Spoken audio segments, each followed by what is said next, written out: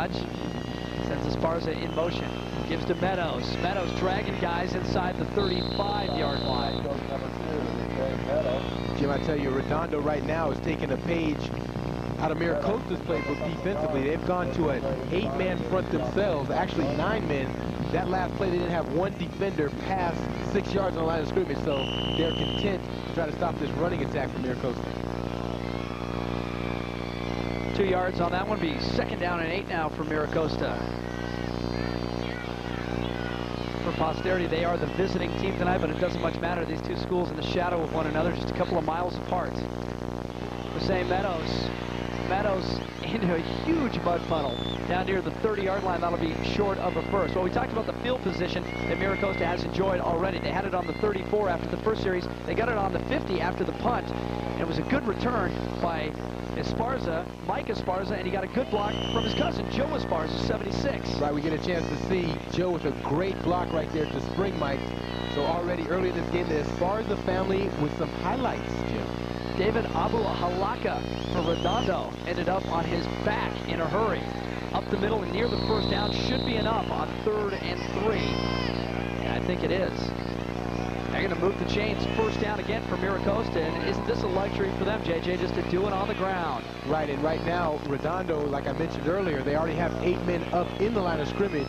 So it's going to be hard for them to do anything else. They can't take a guy off a receiver, obviously.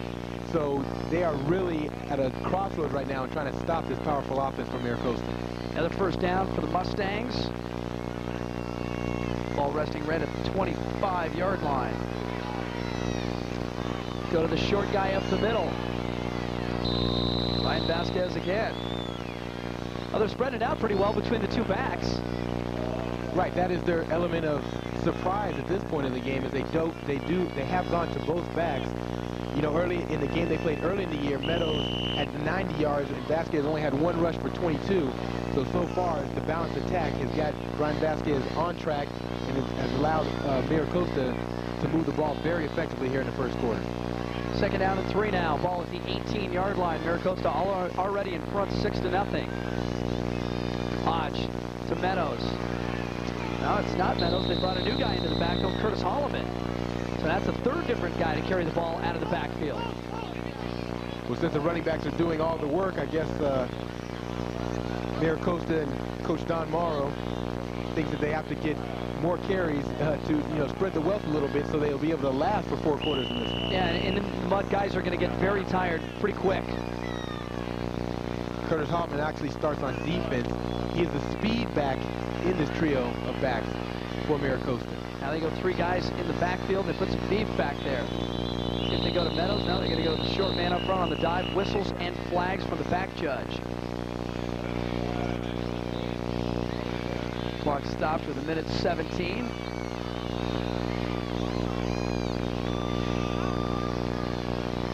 This one's going to go against Redondo.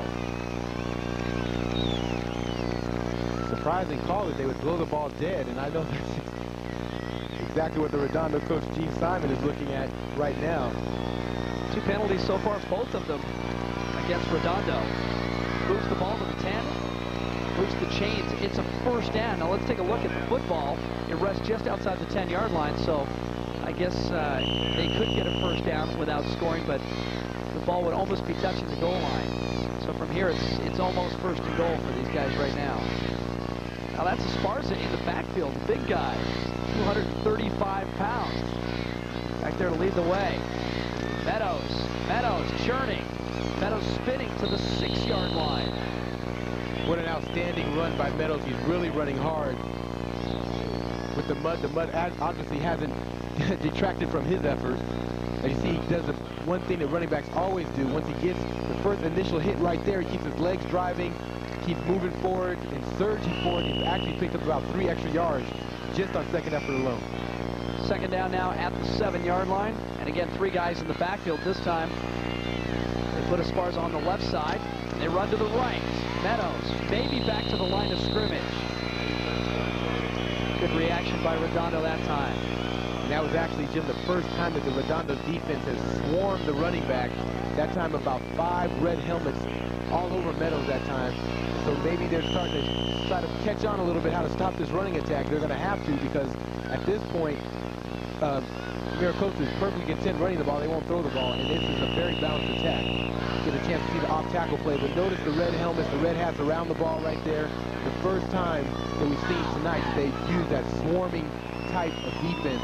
That's what's going to take for them to stop this attack. Jason Plenty, the first guy in for Redondo, puts a stop to that play at least as Simon tried to get his guys fired up. They trail 6-0 after one quarter. We will come back. Mira Costa has the ball knocking on the door again. And now,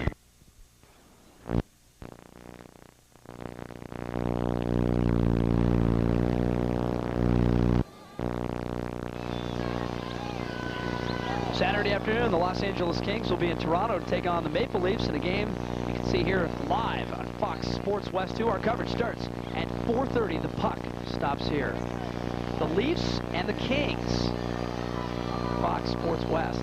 All right, third down now and 6 from the 7-yard line for Mira Costa. We're in the Division 9 final, El Camino College.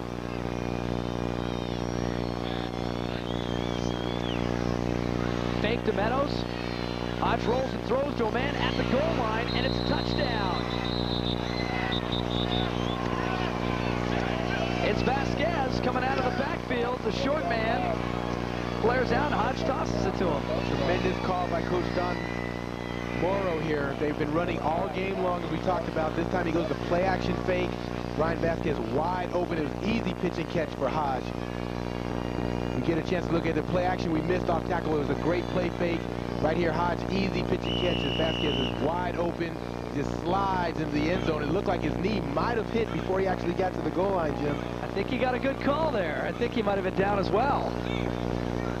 Little sliding move right at the goal line. The ball popped out as well, but they're going to give Vasquez the touchdown. It's 12-0 now, and Mira Costa going to try to tack on the 2, make it 14 the way it's supposed to be. Vasquez now the only guy in the backfield.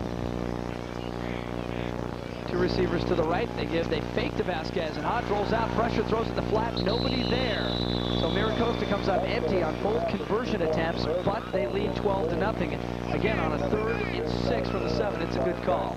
Yeah, it is. It's the first time they actually were put in a passing situation all night. 3rd and 6, play action fake. Hodge rolls to his left, and at this point, Vasquez is wide open. The easy pitch and catch.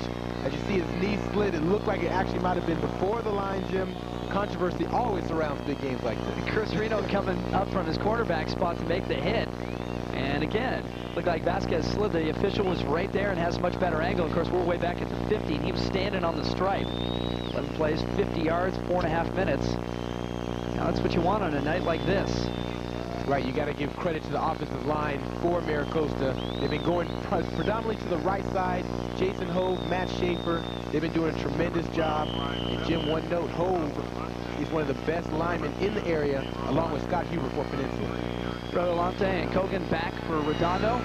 This ball drifts to Kogan at the 4-yard line. He's got a wedge in front of him. Redondo needs something to happen. Kogan to the left, one guy. Kogan at the 40, finally dragged out of bounds at the 37. Now the Seahawks needed a big one, and they got it. They got it. Kogan, perfect timing. Everything has been going wrong for them up to this point. Special teams can often turn games like this around. Kogan does exactly that, and now Redondo shows brand new life, and it looks like it could be a brand new ball game. That's what you need in a playoff game. You need a big play like that. It fires you up all the way to the 37-yard line, 59 yards on the return. And Justin Jackson with the touchdown-saving tackle for Mira Costa. Let's see if Durham can keep it going now. Gives to Zamaripa, off tackle left, hit at the line of scrimmage, fights forward, still on his feet.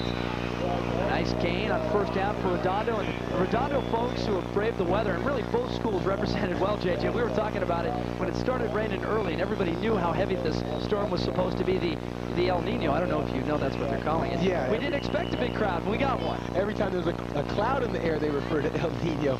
But you're right, Jim, before the game, maybe about a half hour, 45 minutes before the game, there wasn't that many fans here. Now, they have pretty much filled this place up, and they're still coming in even with the rain. Carl Watson now in the backfield for Redondo. You can always tell when a new guy comes in.